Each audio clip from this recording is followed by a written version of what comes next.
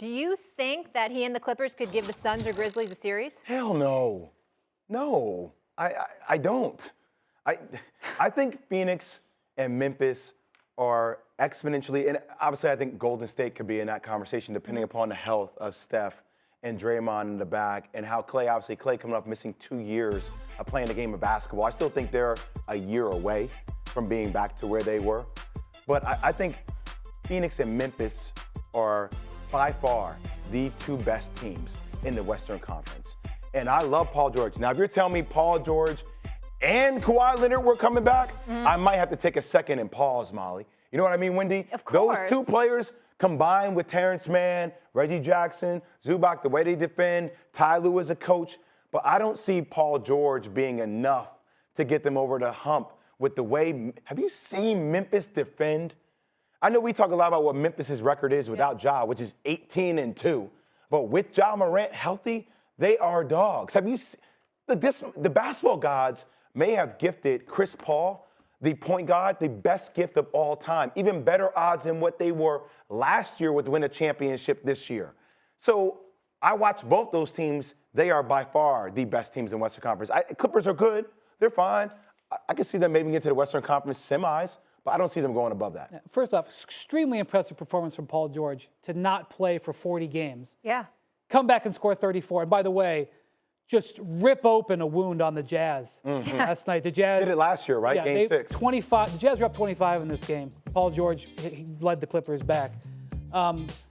So the Clippers have not been playing well. They actually just came off their worst 10-game stretch of the season. Getting Paul back was vital for them. They're not playing their best basketball right now. I know that the playoffs aren't today, but I can't look at the way they're playing and say, oh, yeah, I see a team that shows indications that they're taking off. Now, they win their next 6 games, and Ja can't come back. These are pieces of information I don't have. Well, then I might have a different opinion on this. But I just don't see. And, if it's the 8th seed, forget about Phoenix. The Phoenix is playing some of the most technically perfect basketball I've ever seen. What Chris Paul is doing, he's not going to win the MVP, but I'm really considering giving him an honorary spot on my ballot just because I've never seen a guy operate a team and lead a team. Almost never seen a guy like that this year. So I don't think anybody's taken. I don't think this team's taken flight. Even if Kawhi came back and played, just because he has no rhythm. Played. But that's why Kawhi wouldn't come back, because he knows that they can't beat them. Wonder when Kawhi is going to come back. Well, they won't. They still won't rule him out.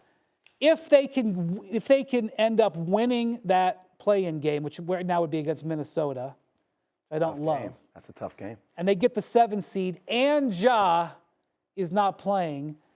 I guess I give them a chance to take a couple of games. But how can I say that? Their record without Ja so impressive. That 18-2, it's unreal. By the way, Donovan Mitchell real frustrated yesterday. You could see that too. I know we showed the Paul George sound, but him just frustrated with that squad altogether. I also want to say, I find it when players start saying 6 games left in the regular season, we have to find our rhythm. It's time for us to kick it into playoff gear. I'm like, man, it's past the time. Yeah. Habits. It's past the time. Exactly. Your habits translate to the playoffs, and your habits haven't been that great, and you're trying to, insert yourself back into the lineup. And I get what offensive boost that can make, but I don't think that's nowhere close enough to get over the hump of a fully healthy Memphis and Phoenix team. We should not even be discussing that. I think it's a disservice to how good Memphis and Phoenix actually are. They're steaming mad. Des Bain wants to have something to say. Thanks for watching ESPN on YouTube. For live streaming sports and premium content, subscribe to ESPN Plus right now.